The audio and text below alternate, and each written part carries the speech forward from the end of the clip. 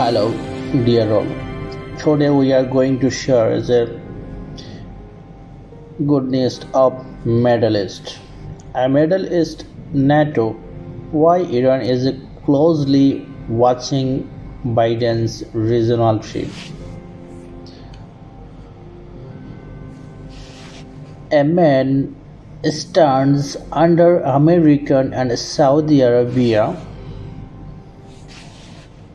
flags prior to a visit by US President Joe Biden at a square in Jeddah, Saudi Arabia on July 14, 2022.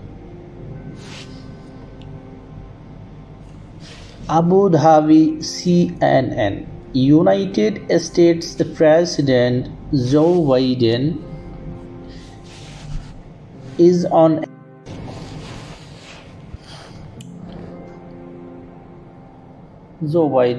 on a landmark trip to the Middle East. On one country he won't be visiting, however, is dominating the general Iran. Biden's initiative includes just two countries, Israel and Saudi Arabia. Those are Tehran's biggest regional foes, and they are coming closer together than ever before.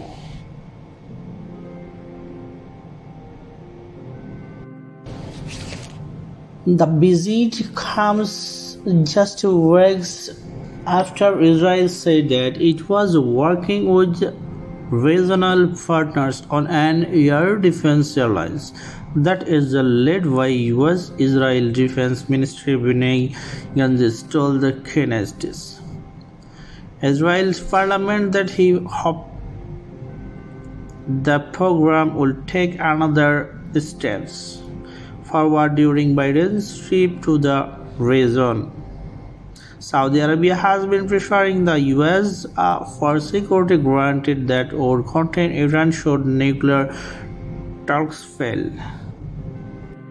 The last round of talks in Doha 2 weeks ago resulted in a stern result, with the US saying Iran added unrelated dominated demands to the travels. Early on Friday, just hours before Biden was due to touch down in the kingdom, Saudi Arabia moved one step closer to normalizing relations with Iran's such arch enemy Israel by opening its aircrafts to all airlines. Israel carriers were previously barred from entering Saudi aircrafts on most flights. Last month, US lawmakers introduced legislation to create an integrated air defense system to increase cooperation between Israel and its Arab neighbors, including the countries whose leaders Biden will meet in Saudi Arabia this week. The defense system is aimed to protect the states from Iran. Saudi Jordan's King Abdullah, who Biden will meet in Saudi Arabia, said this month he favors joining a Middle East NATO with like-minded countries without specifying which. Iran sees an Arab-Israel military plan as a provocative move and a threat against its national security. Foreign Ministry spokesperson Nasser Kanani was cited saying on Saturday by state news agency Iran.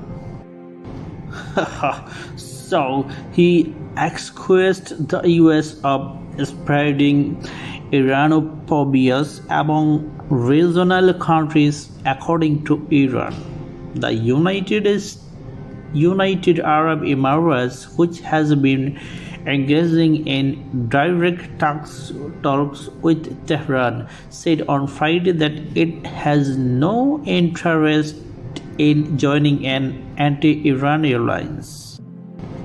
An Arab-Israel military alliance is a terrible idea, said Trita Parsi, Vice President of the Quincy Institute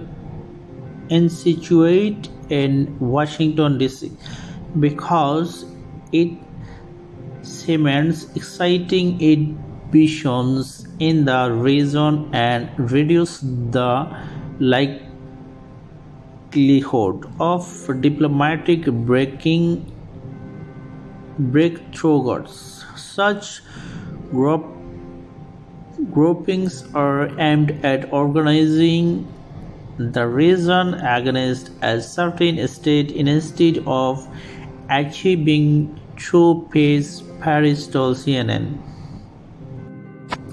So, previous American attempts at isolating Iran at the behest of Israel led Tehran so sabotage the Palestine-Israel peace process to undermine Washington's efforts.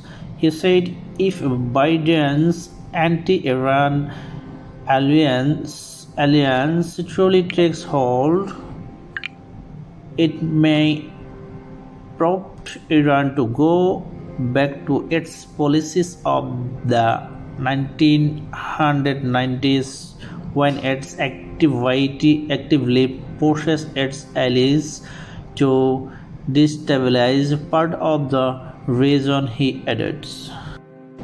On Thursday, Biden and Israel Prime Minister Yair Lapid signed a new joint declaration that included a commitment to never allow Iran to acquire a nuclear weapon and to address Iran's destabilizing activities.